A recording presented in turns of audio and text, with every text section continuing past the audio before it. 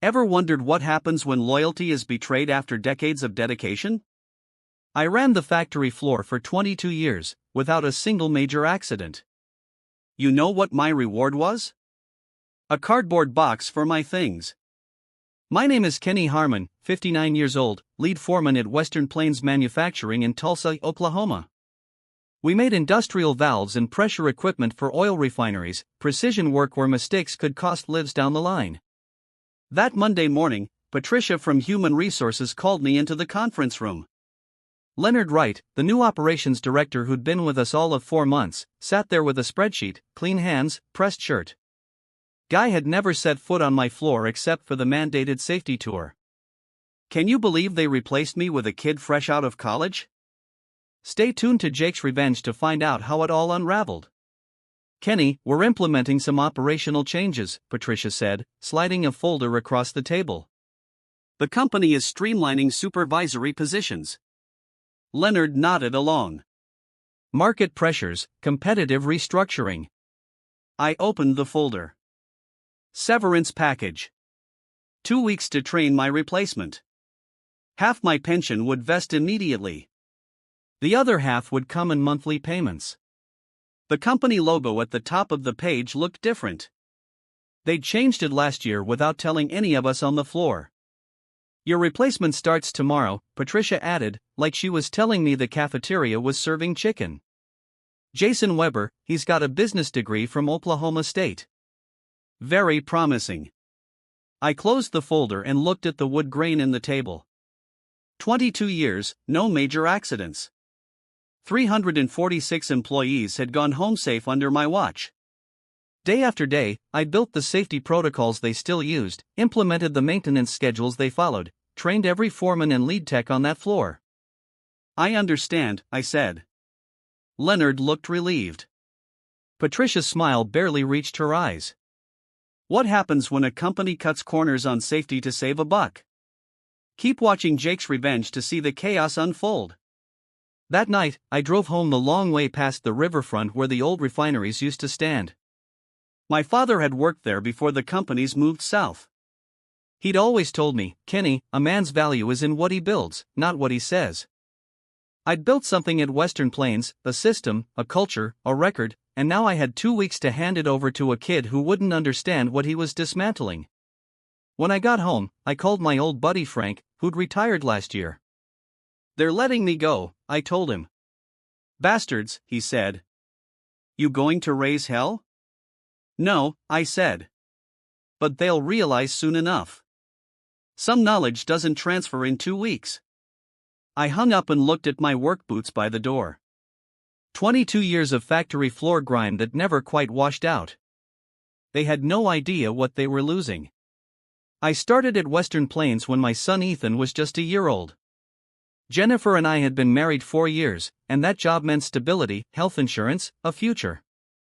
3 shifts a week at first, then supervisor after 3 years, assistant foreman after 7, and finally lead foreman after old Jack Thompson retired. The floor was my second home. I knew every machine by its sound. Could tell when the number 3 press was struggling before any warning light came on. I could spot a safety risk from across the room, smell when the hydraulic fluid needed changing, feel when the ambient temperature was off by 2 degrees. Jennifer used to say I cared more about that factory than our own house. Maybe she was right. After she left 10 years ago, taking Ethan with her to Colorado, I poured everything into the job. Holidays, weekends, storm days when half the crew couldn't make it in. The company changed hands twice during my time. First was Midwest Industrial Group in 2011. They kept most things the same. Then Axiom Partners bought us in 2020. Private equity guys with algorithms and efficiency metrics. They started trimming excess capacity immediately. I noticed the changes slowly. Maintenance budget cuts, cheaper parts suppliers, longer intervals between machine servicing.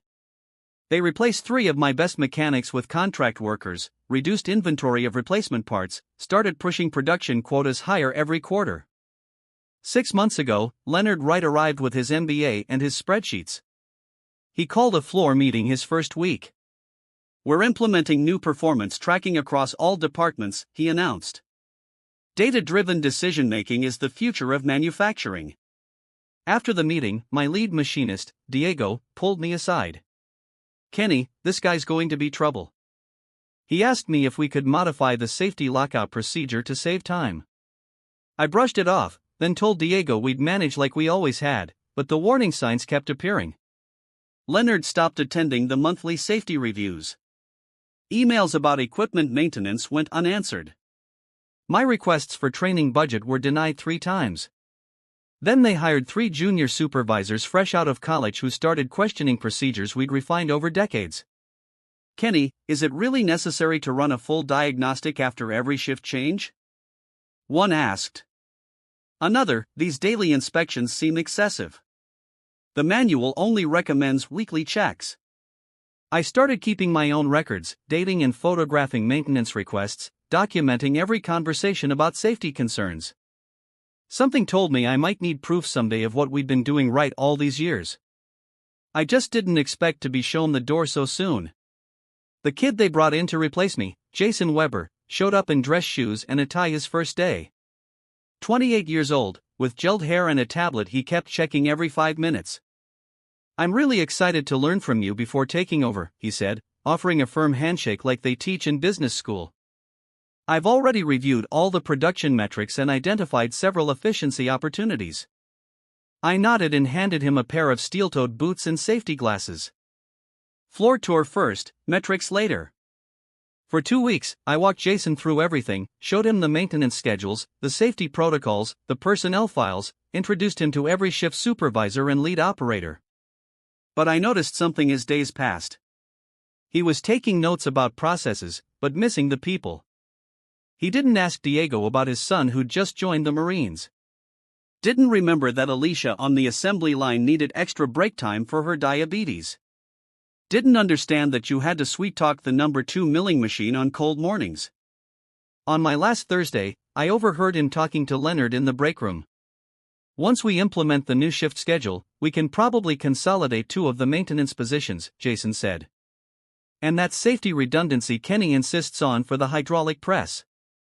The manual doesn't require those extra checks. Leonard nodded, pleased. Exactly the fresh perspective we needed. They didn't see me standing there. I walked away quietly, something cold settling in my stomach. These weren't just changes to save money. They were dismantling safeguards I'd built over decades, protections that kept people from losing fingers, arms, or worse. That afternoon, I made a decision. I called an impromptu meeting with my most trusted people, Diego, Alicia, Sam from maintenance, and Russell, who ran night shift. We met in the parking lot after work. They're going to start cutting corners, I told them. And the new kid doesn't know what he doesn't know. What do you want us to do, Kenny? Diego asked. We can't just ignore the new boss. No, I agreed. But you can document everything, keep your own records, and if things start going sideways with the equipment, call me, not management. Me. I spent my final day clearing out my locker. Jason was already sitting at my desk, rearranging things. I handed him my keys. Any last advice? He asked, barely looking up from his tablet. Yeah, I said. Listen to the floor. The machines talk to you if you pay attention. He smiled politely, clearly not understanding. I walked out without ceremony, no party, no cake, no speech. 22 years ended with a handshake from Patricia in Human Resources and a parking lot exit badge that deactivated as soon as I drove away. But I wasn't done with Western Plains. Not really. I was just waiting. 3 weeks after I left, Diego called me. They're changing the maintenance schedule on the hydraulic presses, he said, voice low like he was hiding in the supply closet. Pushing it from weekly to bi-weekly inspections. Document it, I said. Note any pressure changes, any leaks, any unusual sounds. 2 days later, Sam from maintenance called. They denied my parts order for the backup generator. Said we can wait until the quarterly inventory. I kept a log of every call, every change, every corner cut. At 4 weeks, I decided to reach out formally. I wrote an email to Leonard and Patricia, professional and to the point. I've heard some concerning reports about changes to safety and maintenance protocols. Having overseen these systems for over 2 decades, I'd be happy to consult regarding the potential risks these modifications might introduce. Patricia replied within the hour. Thank you for your concern, Kenny. The transition has been smooth, and Jason has implemented several efficiency improvements already. We'll certainly reach out if we need your insight. Corporate speak for stay away. At 6 weeks, the first accident happened. Minor, a belt slipped on the number 3 press, causing a 2-hour shutdown. No one hurt. Then a small hydraulic leak in week 7. Then 3 separate electrical issues in week 8. Russell called me after each incident. The new guy's blaming the equipment, Kenny, says it's all outdated and poorly maintained. My blood boiled. That equipment had run flawlessly under proper care. By week 10, I couldn't stand it anymore. I drove to the plant during lunch break and waited in the parking lot. When Diego came out, I waved him over to my truck. How bad is it really? I asked. Diego looked around before answering. Bad. Production's down 15%. They fired Sam last week. Said he was resistant to change. And Jason's got his college buddy running maintenance now. Guy couldn't tell a torque wrench from a screwdriver. Anyone been hurt? That was my biggest fear. Not yet. But Russell almost lost a hand when a safety switch failed on the cutting line. Jason wrote it up as operator error. I made a decision then. I knew people at the State Industrial Safety Board. One call could trigger an inspection.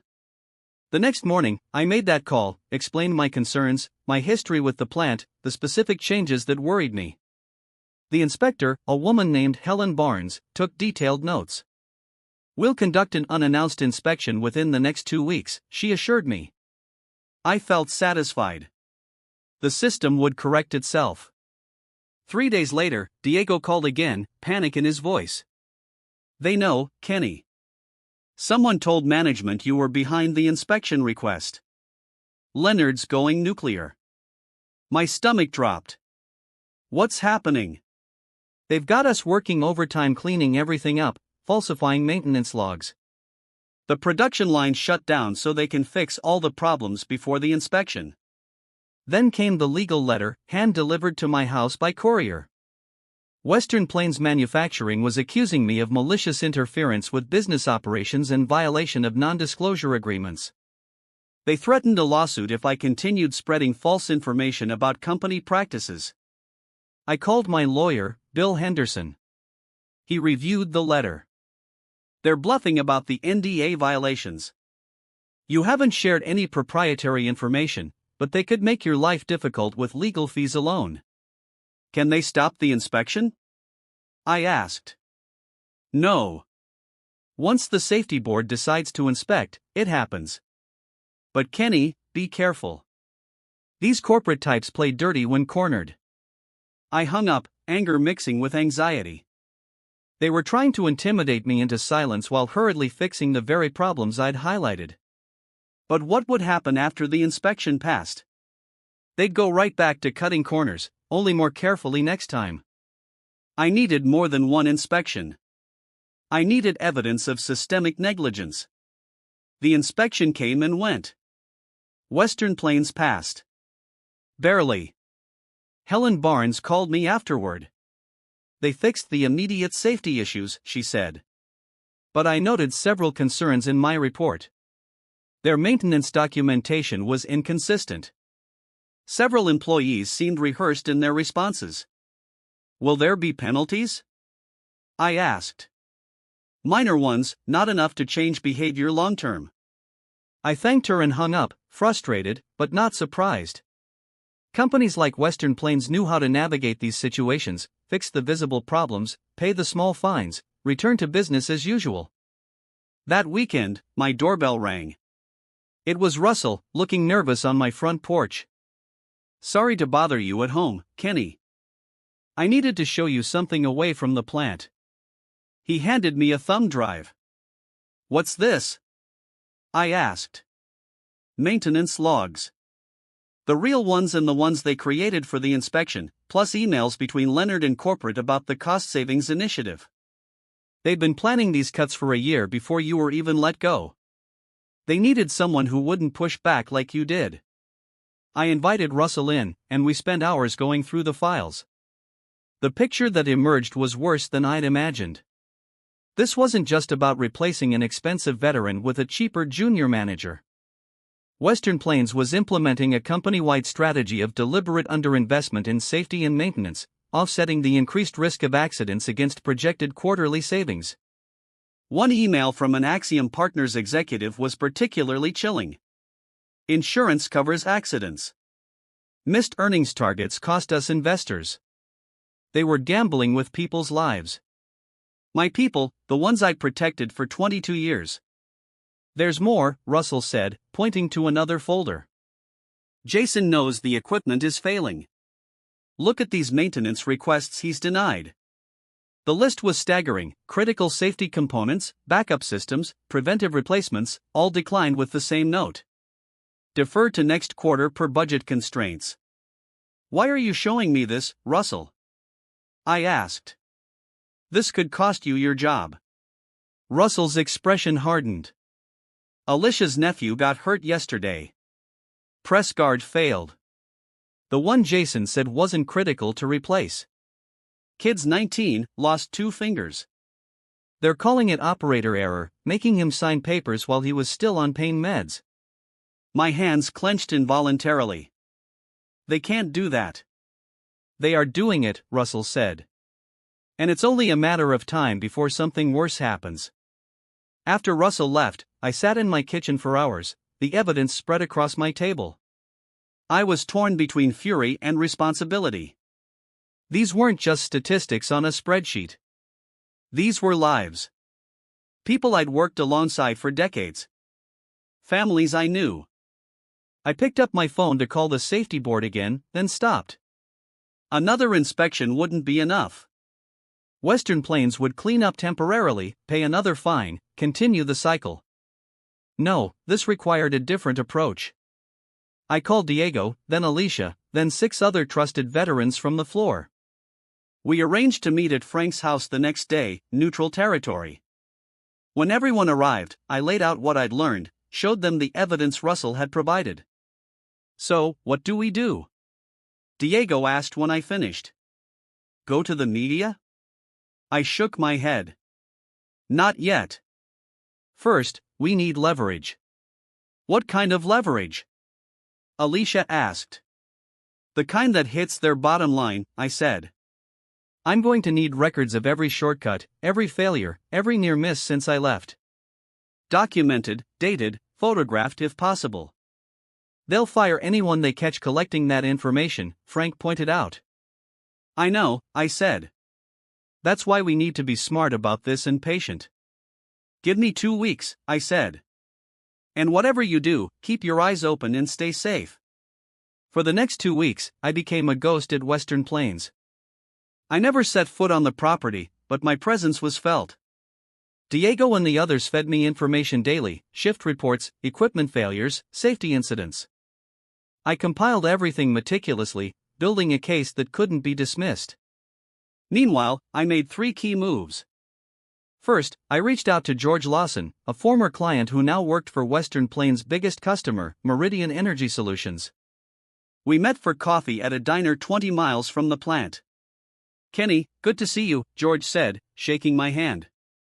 Been wondering where you disappeared to. Forced retirement, I said, but that's not why I asked to meet. I showed him photos of defective pressure valves that had shipped from Western Plains in the past month. Valves that would be installed in Meridian systems. These passed inspection? George asked, frowning. The new inspection process? Yes. The corner cutting has consequences, George. I couldn't live with myself if something failed at one of your facilities. George studied the photos carefully. This is serious, Kenny. We've got 30-year relationships with our suppliers, but safety comes first. All I'm asking is that Meridian conducts its own quality audit. See for yourself. My second move was contacting Helen Barnes again at the safety board. This time, instead of general concerns, I provided specific documented violations complete with dates, times, and photographic evidence. This is much more substantial than before, Helen said. I'll need to bring my supervisor in on this. I understand, I told her. Just please keep my name out of it for now. The third move was the riskiest. I reached out to Jason Weber directly. Asked him to meet me for lunch away from the plant. To my surprise, he agreed. He looked tired when he showed up at the restaurant. Dark circles under his eyes, his collar slightly askew. I appreciate you meeting me, I said after we ordered. How's the floor running? Jason ran a hand through his hair. Honestly, it's a mess. Equipment failing left and right. Corporates breathing down my neck about production targets. But I can't make quota with half the line breaking down every other day. They didn't tell you what you were walking into, did they?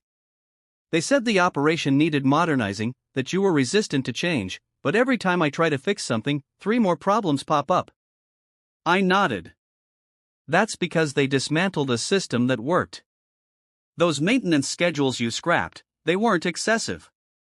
They were necessary. Leonard says the budget can't support that level of maintenance. And how's the budget looking with production down and quality issues rising? Jason's silence was answer enough. Listen, I said, I didn't ask you here to gloat. I asked because in about 2 weeks, several things are going to happen. Meridian Energy is going to demand a quality audit. The safety board is going to conduct another surprise inspection, and the evidence of systematic safety violations is going to land on several desks, including corporate headquarters. Jason paled. Are you threatening me? No, I'm giving you a choice. You can be the fall guy when this all comes crashing down, the inexperienced manager who couldn't handle the job, or you can get ahead of it. How? By documenting everything Leonard and corporate have pushed on you. Every maintenance request you submitted that was denied, every safety concern that was dismissed. Jason stared at his untouched food. They'll fire me. Maybe, but you'd be doing the right thing, and you wouldn't have a preventable death on your conscience. I left Jason with my card. Think about it. You've got 1 week. 3 days later, he texted me, I'm in. What do you need from me? The pieces were falling into place. Now, we just needed one final push. A situation that would force Western Plains to face the consequences of their choices. As if on cue, the #1 hydraulic press, the heart of the production line, catastrophically failed the next day. No injuries, thankfully, but production ground to a halt. The crisis point had arrived. My phone rang at 6:15 a.m. It was Leonard Wright himself. Kenny, he said, strain evident in his voice. We have a situation at the plant. So I've heard, I replied calmly. The shutdown had been all over the plant group chat by midnight. Look, I'll be direct. We need your expertise. The main press is down, production's halted, and we have orders backing up. Our maintenance team can't identify the problem. That's because you fired Sam, who maintained that press for 15 years, I pointed out. Leonard's sigh was heavy. Can we set aside the past for now? The company is willing to bring you in as a consultant to get us operational again. I'm listening. $300 per hour, cash. No questions asked about how you fix it. We just need it running by end of week. I almost laughed. They thought this was about money. I'll be there in an hour, I said. But I have conditions. 1. I bring my own team, Diego, Russell, and Alicia. 2. I have complete authority over repair decisions and parts orders. 3. I want access to all maintenance records for the past 6 months. Leonard hesitated, then, fine, whatever it takes. When I walked into the plant an hour later, the floor was in chaos. Operators standing idle, managers huddled in corners, whispering urgently. The massive hydraulic press sitting silent and dark. Jason approached me immediately. Thank God you're here. It's worse than I thought. I nodded. Let's see it. As I inspected the press, everything became clear. Multiple system failures caused by months of neglected maintenance. Exactly what I'd warned about. I turned to Leonard, who was hovering nearby. I can fix this, but first I need to show you something.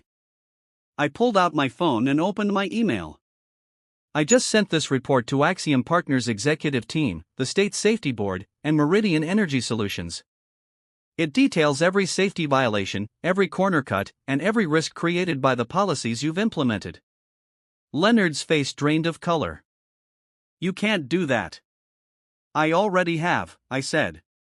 Now, do you want this press fixed or not? 3 days. That's how long it took to fix the hydraulic press. A repair that would have been a simple maintenance issue if they'd followed my original schedules. During those 3 days, Western Plains experienced a whirlwind of consequences. Meridian Energy suspended their orders pending a full quality review. The safety board arrived for another inspection, this one much more thorough than the last. And Axiom Partners sent their own operations team to assess the situation. By day 3, Leonard was gone, reassigned to corporate headquarters. Jason remained, but in a reduced role, reporting to a new operations director who'd been dispatched from the parent company. That new director, Thomas Whitfield, called me into the office after we got the press running again. Impressive work, he said. The corporate team has reviewed your documentation. Very thorough. I waited, saying nothing. We're implementing a complete overhaul of maintenance and safety protocols at all our facilities, Thomas continued. And we'd like to offer you a position, Director of Manufacturing Operations for Western Plains. I considered the offer. At what salary? Thomas named a figure 30% higher than I'd been making before, and complete autonomy over maintenance schedules and safety procedures within budget constraints. I shook my head. That's the problem. Safety can't be budgeted quarter by quarter. I stood to leave, then paused. I'll consult 3 days a week, my hourly rate. I'll help you rebuild the systems I created, train your people properly, and get production back to where it should be, but I won't be an employee again. Thomas considered this, then nodded. Acceptable. I didn't go back for the title or the money. I went back for Diego and Alicia and Russell and all the others who deserve to work in a safe environment. I went back to rebuild what I'd spent 22 years creating. When I walked onto the floor the next Monday, the machines were already humming more smoothly. They knew their old caretaker had returned. Don't miss the next chapter of this gripping story. Subscribe to Jake's Revenge for more tales of justice and redemption.